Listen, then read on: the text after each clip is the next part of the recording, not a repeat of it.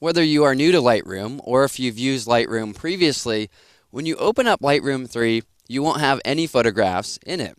So one of the first steps, and one of the most important steps, is to import our photographs.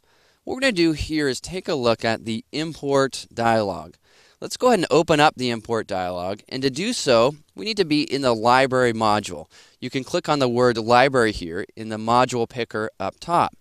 Next, we can either select or click the import button, or navigate to the file pull down menu and choose import photos. And of course, there's also a shortcut.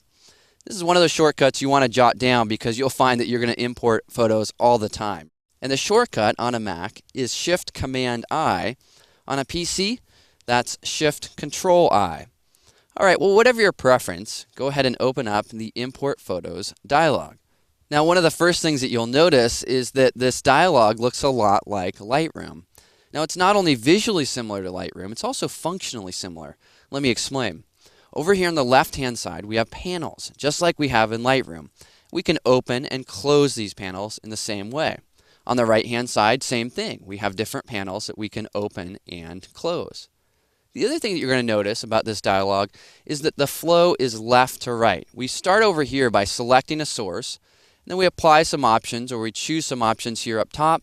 We maybe select some images we want to import, and then finally we determine where we're going to import those files to, and perhaps apply a few settings as well. Alright, well, let's take a look at this overall flow from left to right. Let's start over here on the left and open up our source panel. Now in the source panel, I currently have two options. I have one internal drive, which is located in the desktop that I'm working from. I also have an external drive. In this case, it's a Drobo S drive. And this is the drive that I use for all of my photographs because it's a RAID drive. In other words, this drive is really fast and it's really reliable. So in this particular case, I have my exercise files folder on my Drobo. And what I want to do is click on this folder here. Now when I click on that, it recognizes the drive, even brings in a little icon, and says, hey, these are the files. Well, I have a couple of options. One of the options is to either view all of the images in this folder, in this case include subfolders, which is really nice because rather than having to click on one of these folders or all of them, I can simply choose include subfolders, or if I want to select just a single folder, I would just turn this option off and then click on a single folder. So use whatever preference makes sense in your own workflow. Alright, well, our next option has to do with how we decide to handle the files. We have four options. The first option is copy as DNG. And what this option means is that we can take the files and create a duplicate version of every little file and then convert it to DNG. Or we can select copy. In this case, we'll just take a duplicate version of the files and then put them in a new location. Or we can choose move.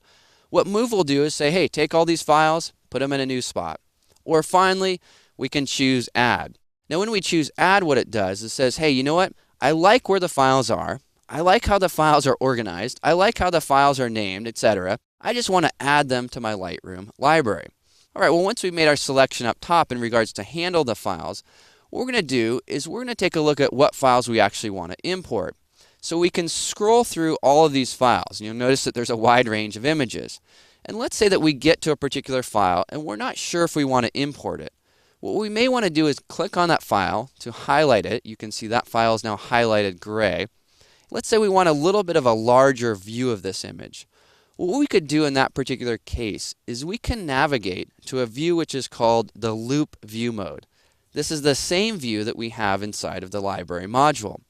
You can access this view a couple of different ways. One way that you can do this really simply is by clicking on the loop view icon. This will give us this larger preview of this photograph of my daughter Annika here. And let's say at this point I decide this image is a keeper. I do want to include this in the import, so I leave that checkbox turned on. Well, if I want to navigate back to the grid view mode, which was the view we had previously, I can either click on this icon here, or I can use a shortcut key. The shortcut keys to navigate between grid and loop are as follows. The shortcut for the loop view is the E key. The shortcut to go back to the grid, well, that's the G key. Well, another way that we can navigate between those two views is by double clicking. If I double click on an image, it will get larger. Double click again, it will get smaller. Now we can of course make selections here as well. If we don't want to import an image, all we need to do is simply click off the checkbox. If we do want to import it, we click on the checkbox. Well, now that we've decided which images we want to import, we've decided how we want to handle them, let's go over here to the right-hand side. We're going to import all of these images into our current catalog, and we have a couple of options. In regards to file handling, we can choose a few different render previews. We'll talk about this a little bit more in the next movie because this option is actually pretty important. We can also turn on the option to not import suspected duplicates. Now that's important, otherwise our library can get a little bit convoluted and confused. Definitely a good idea to turn that option on. Now if we were importing photos from a compact flash card, it would be essential to turn this option on.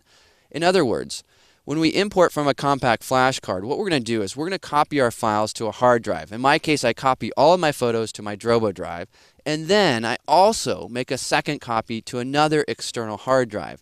That way, upon import, I at least have these images in two different locations.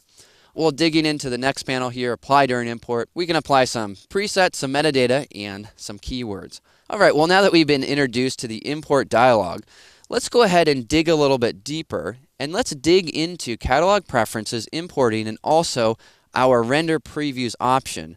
And let's go ahead and do that in the next movie.